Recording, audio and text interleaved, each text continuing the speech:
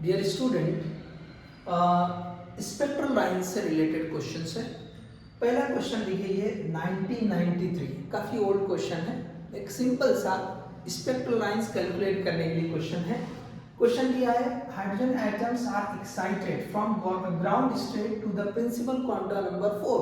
मतलब ground state से n is equal to 4 state पे एक्साइटेड हुआ है। Then number of spectral line will be observe. कितने स्पेक्ट्रल लाइन जो है ऑब्जर्व होंगे। तो नंबर ऑफ स्पेक्ट्रल लाइंस बोले, नंबर ऑफ यूनिक वेवलेंथ्स बोले, ओके, या फ्रीक्वेंसीज बोले। अब ये जो ऊपर जा रहा है, ओके, वहां से वापस आएगा तो इमिशन जो होगा, तो कितने अलग अलग लाइन या कितने अलग अलग वेवलेंथ्स हो सकते हैं।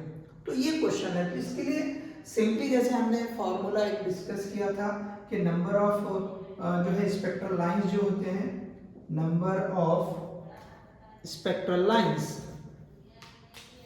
number of spectral lines that is equal to, देखो n1 minus n2 into n1 minus n2 minus 1 divide by 2। अब इसमें जो बड़ी वैल्यू है उसको n1 ले लो, ओके, और जो छोटी वैल्यू है उसको हम जो है n2 ले लेंगे। तो 0, ओके, ग्राउंड स्टेट मतलब n is equal to, okay, that will be, okay, 1, okay, and second state, that final state will be 4, okay, final state will be 4। तो यहाँ पे हम क्या करेंगे, okay, sorry, this will be +1, ठीक है। तो यहाँ पे हो जाएगा n1 minus n2, n1 minus n2, तो n1 4 ले लो, ये n2 1 ले लो, ठीक है। हमने यहाँ n1 की वैल्यू को 4 मान लिया, n2 की वैल्यू ग्राउंड स्टेट ले लिया, सपोज, सॉरी 1। तो हम ये जो है 4 minus 1 इंटू ये 4 minus 1 plus 1 whole divide by 2।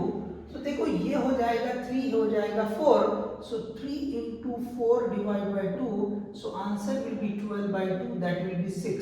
So 6 spectral lines होंगे, ओके, 6 स्पेक्ट्रल लाइंस होंगे। ये मैंने फॉर्मूला जनरल बताया है, ओके, जनरल बता दिया है, ठीक है।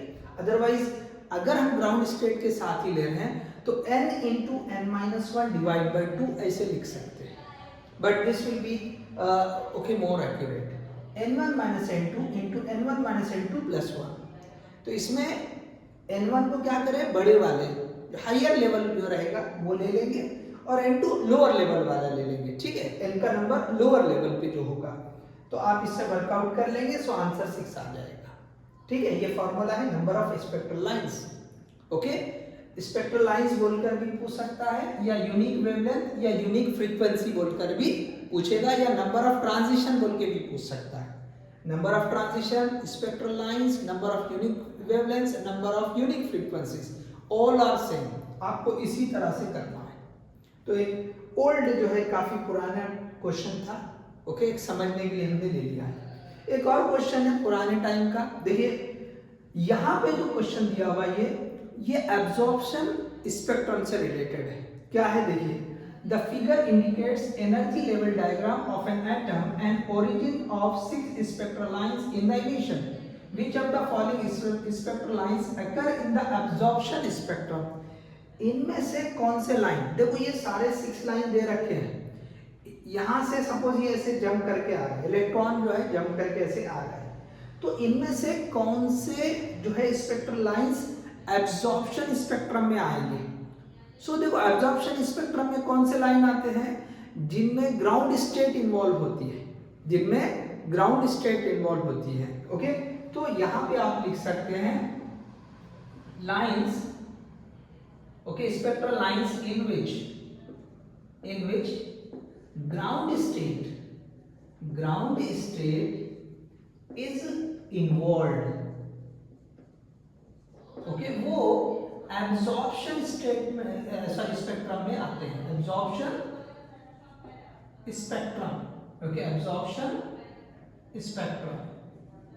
तो अगर ये आपको याद है, ओके, अगर ये आपको याद है, जैसे थ्योरी लेक्चर में आपने अगर ठीक से पढ़ा है, अच्छे से समझा है, तो ये पॉइंट डिस्कस किया हुआ है कि जो लाइंस में या जो लाइंस में ग्राउंड लेवल इन्वॉल्व होता है, देखो ये 1 2 3 इसमें ग्राउंड लेवल इन्वॉल्व है, 4 5 6 में ग्राउंड लेवल इन्वॉल्व नहीं है। तो ये जो 1 2 3 है, this are occur in absorption region. तो सिंपल याद रखने के हिसाब से जिन में ओके या जिन स्पेक्ट्रल लाइंस में ग्राउंड लेवल इन्वॉल्व होता है वो एब्जॉर्प्शन स्पेक्ट्रम में जो है अकर करते हैं। So which lines are occur in absorption spectrum?